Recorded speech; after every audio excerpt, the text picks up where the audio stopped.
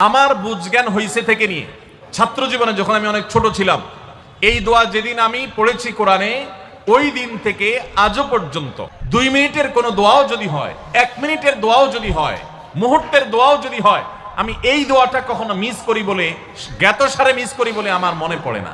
আলহামদুলিল্লাহ, আল্লাহর কাছে শুকরিয়া আদায় করে আপনাদেরকে বলতে পারি, এই দোয়ার সুফল আমি নিজের চোখে দেখেছি, আমি নিজে ভোগ করছি। আপনার দাম্পত্য জীবনের সুখের জন্য সর্বপ্রথম এবং প্রধান করণীয় হলো এই দোয়ার ভাষ্য লক্ষ্য করেন। আল্লাহ শিক্ষা দিচ্ছেন আমাদেরকে, রব্বানা হাব লানা মিন আজওয়াজিনা ওয়া যুররিয়াতিনা কুররাতা আয়ুন। আল্লাহ, আমার পরিবারের সদস্যরা যেন এমন হয় যে তাদেরকে দেখলে আমার নয়ন জুড়িয়ে যাবে। অর্থাৎ নয়ন জোড়াতে হলে সব দিক থেকে পারফেক্ট হতে হবে, সব দিক থেকে ভালো হতে হবে, তখনই তো দিল জোড়াবে। ওয়াজআলনা লিল মুত্তাকিনা ইমামা, আর আমাদের সবাইকে, গোটা পরিবারকে আপনি মুত্তাকিদের ইমাম বানায় দেন, সৎ মানুষ বানায় দেন। সূরা ফুরকানের 74 নম্বর আয়াত।